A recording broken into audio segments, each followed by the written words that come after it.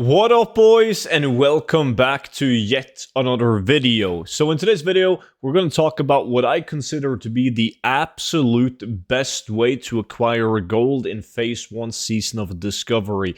This is a tactic that a lot of people used back in like 2019 when Classic WoW released, and they made way more gold than anyone early on. Now, all of these tactics and methods are, of course, also listed in the complete gold guide for Season of Discovery. So if you don't have that, you can find it with the link down below in the description. It's only $10 and it comes with a lifetime of free updates. So whenever we get to Phase 2, Phase 3, Phase 4, and so on in Season of Discovery, I update the gold guide for those phases and I send the updated version directly to your email. So make sure to check that out, and a big thank you to all of you guys that has already picked it up and the super positive feedback on it. So we're going to be talking about fishing. Yes, I know, I personally don't like fishing, but it's absolutely insane in Classic WoW, especially in Season of Discovery. Now, the main objective is going to be to fish these trunks. You have the iron-bound trunk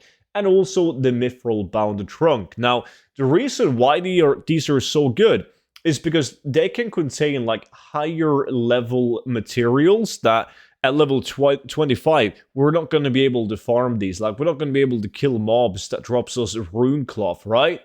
But they have a high chance of getting a rune cloth, thick leather, rug leather, and a mage weave out of these items right here. So people will actually be able to craft like good bandages, for instance, due to these fishing crates, which is going to sell for massive gold. Imagine being the first guy selling like rune cloth bags because you've done a lot of fishing. It's going to make you a lot of gold. But it doesn't stop right there. You also have a chance of getting like green weapons that vendors, like for instance this axe, almost 3 gold vendor value. So people are just rushing their tunes to pick up fishing, level up their fishing, and then they head over to one of the zones where you can get these trunks, and they start fishing for that sweet raw gold, which, like that alone, is going to escalate their gold making, because if you get a lot of gold early on, you have so much gold you can control certain markets, buy items cheaply, resell them, and so on. So you pretty much just want to follow like a basic fishing leveling guide and level up your fishing. And now, in order to go past fishing level 225, you got to be level 35 to pick up the quest, but that's not necessary though. And I do love one of these comments on Wowhead on this from like back in the day, 2006. I love fishing. I had 20 golden coins at level 25 when I learned fishing. Now 27, 150 fishing skill, and I'm at 40 gold coins, right?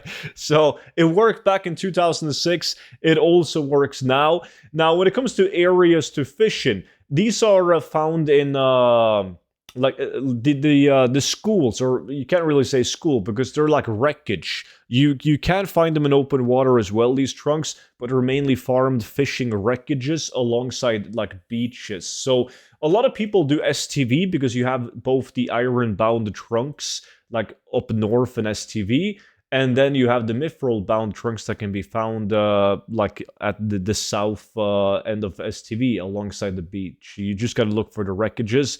But you can also fish them in places like Tanaris that doesn't usually have that much competition. And a lot of people, they favor Tanaris, and I would highly recommend you to look into it, due to the fact that the north end of the beach in Tanaris is filled with neutral mobs. So as level 25, you're not going to struggle with having mobs trying to kill you, and they will kill you, right? So that's pretty sweet in Tanaris. But STV is a great zone to do it in.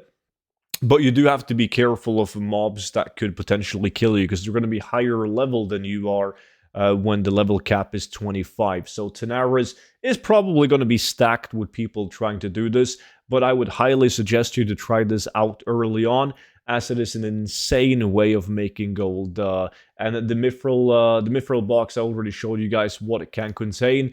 A lot of high-end materials, high-level weapons that vendors for a lot. But the iron-bound is not bad either. It drops you thick leather, mage weave cloth, bolt of silk cloth, heavy leather, and then also it has weapons, but they're lower level weapons that sells for less gold. But still, really, really good way of making gold. So if you guys found this video helpful and you want to see more videos like this one, just make sure that you are subscribed to my YouTube channel. That way you'll be notified whenever I upload another video. And you can, of course, consider getting the complete gold guide for Season of Discovery if you want to see all the tactics and methods that I personally plan on using to make lots of gold in Season of Discovery. With that being said, though, that's pretty much it for today's video. So thank you all so much for watching, and I will see you all back in at tomorrow's video. But until then, bye-bye.